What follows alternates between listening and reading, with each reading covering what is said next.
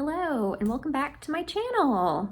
It has been a bit since I've had a sit down video and I'm gonna kind of explain why, thanks to anemia.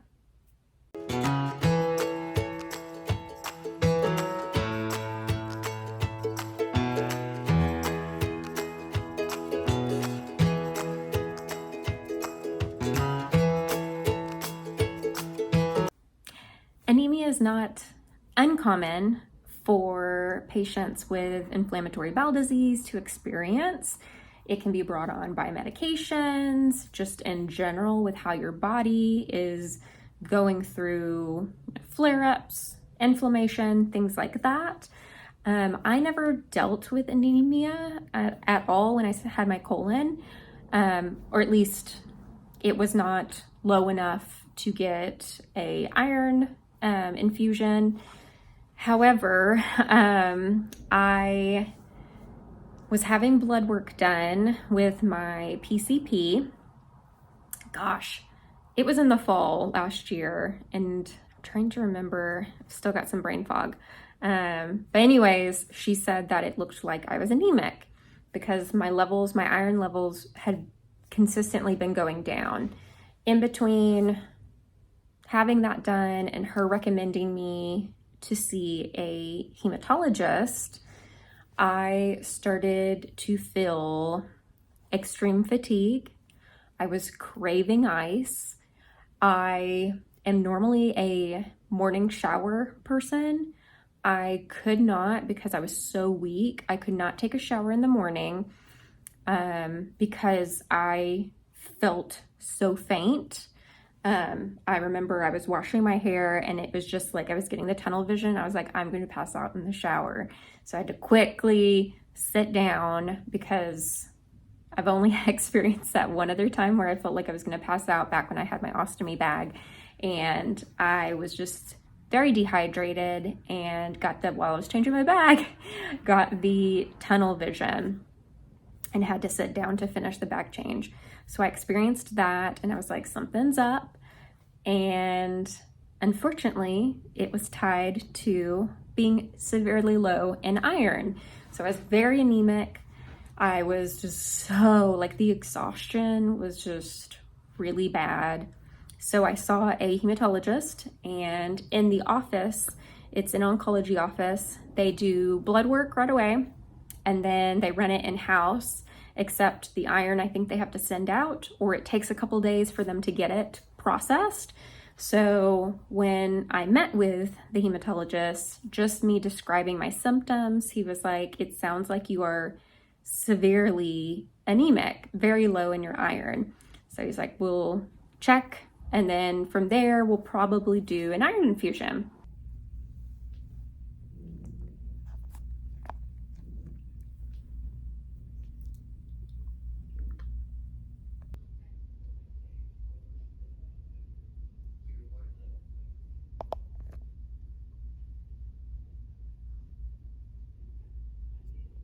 I thought I would give a little update of an appointment I just went to.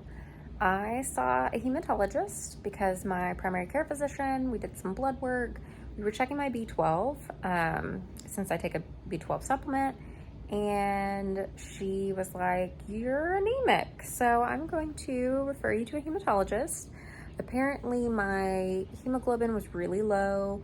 I think it's been slowly declining, and my platelet count was kind of high. So anyways, they did blood work today first, and I got sticked 3 times. She tried both crooks of my arm, couldn't get it, and so she got another woman and she asked if she could do it in my hand. I was like, yes, whatever will get it. And I have been told before when I've gotten blood work at a lab that they try not to do the hand first. They'll start kind of top to bottom. And I was telling her that, and she said, yeah, we try not to do the hand because it's, there's more nerves, it's more sensitive, and we don't want to cause you more pain, which I get because it did hurt. And yeah, but she got it. So, but I had to go back into the lobby to wait to get called back for my appointment, and I looked very comical with my bright green 3 bandages. Everyone looked at me and was probably like, oh my gosh. So, yeah, it was pretty funny. And yeah, I met with a guy. They had done my blood work, and he said, yeah, your hemoglobin is still very low. And he was like, I'm going to test your your blood for iron. He's like, I have a feeling it's going to be, you're going to be severely iron deficient. Because I was telling him I've been very fatigued in the last month. I've actually been craving crunching ice, which apparently can mean that you are iron deficient. And I've only been craving it in the last month. It's actually like how I've been drinking my water, is like I'm drinking water but also crunching ice. So yeah, I've just been more fatigued than usual. So he said the options would be, he's not going to get the blood work until early next week. And the options, of course, are taking an iron supplement orally. However, taking it orally, it will take a while. Like, he made it seem like it's going to take a while before my body even starts getting, feeling better from it, because it's got to get into my system, and it's got to actually like work its way into my marrow, because that is what's going to like help with the production of like red blood cells and all of that. So yeah, and of course the other option is an infusion, iron infusions, which he said they can give me a lot more, and at one time, and since it's intravenously, I'm gonna feel better faster than I would with like the pill.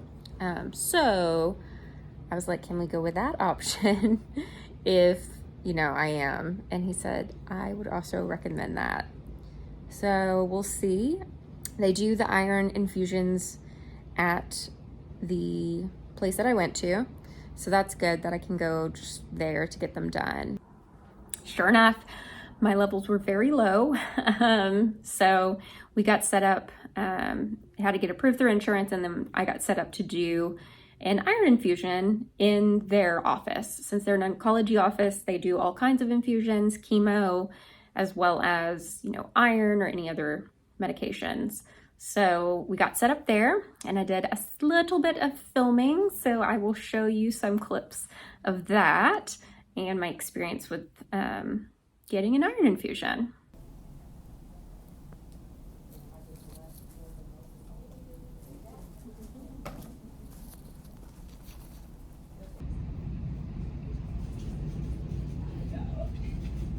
When you get an iron infusion, they run a test dose first to make sure that your body is not going to have a reaction to the iron.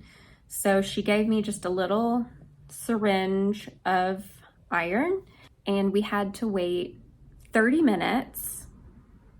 I think it was 30 minutes. Yes, 30 minutes to make sure that I didn't have a reaction.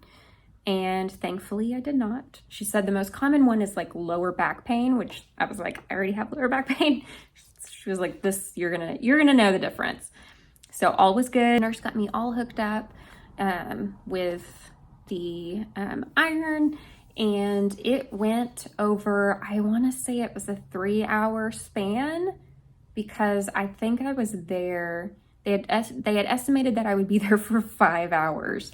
And I was about that time, which makes sense because it's like getting checked in, then getting, doing the test dose, then getting you hooked up, and then once it's done, doing all of that. So I think it was a 3-hour infusion, but it's been a few months.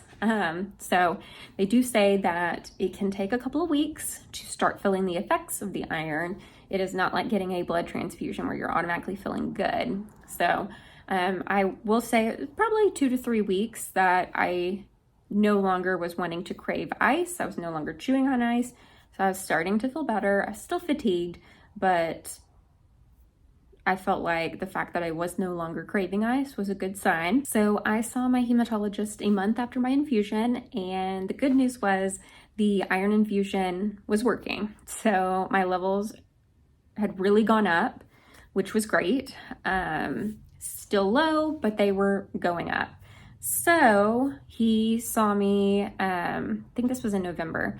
So he saw me 1 month later because he was like, because I had met my deductible, and he was like, in case you need, if your levels start to go down, we'll do another infusion. And just to save me, since I had already met my deductible, he's like, let's see you in a month, see where we're at. And the good news was it hadn't gone up drastically since it had only been a month, but it was increasing. So we're going to, I think I'll see him in 3 months. So at this point, it'll be March when I go and see him. So we'll see where we're at. One of the things that he had told me about when we were talking about treatment this last time was infusion is probably the best bet for me. I'll be honest, I do not want to take an iron pill. But one of the things that he said was that the iron pills not only can give you some tummy issues, my body might not digest them. So it's, with someone like me with ulcerative colitis, it's better, at least for me, to do the infusions. So that's the plan. If my levels start to go back down, we'll just do another infusion. So we're not really sure what caused this, because I had just recently gotten scoped in December before I saw him for my follow-up. I got scoped by my surgeon. I had a video about my pouchoscopy just recently, and there was no inflammation in the pouch, just a little at the rectal cuff. And so I told that to the hematologist. So I was like, everything looked good in my pouch, minimal inflammation. So he was like, okay, clearly it's not, your ulcerative colitis, no longer having the colon. And he really thinks that it has to do with something in my small intestines. Because fun fact, when they scope you, both endoscopy and the colonoscopy or the pouchoscopy, they never fully get all the way into your small intestines. So the only way to do that is with like a little pill camera. And that is the one test I have not done. There was one time when they were going to do it, and then we ended up not. So he thinks that there's probably something in my small intestines, and it's just not absorbing what, the nutrients that I'm taking in. And so because of this, it just over time, my iron just started to dip. Because I was looking at my blood work, and it's at least been in the last year, it's just been a slow decline. So who knows? But it's not uncommon for patients with IBD to experience this. But I will say that fatigue I did not want to do anything. I just wanted to lay on the couch, watch some TV, or just rest. So I didn't really do much. And I'm finally feeling, I do still get tired easily, but I can actually take a shower in the morning. I can actually get up and immediately take a shower and not need to sit, because that was one of the things where it was getting ready for work. I had to sit and eat something, and I was just taking showers at night because it was just not working out. My body just couldn't handle it in the morning.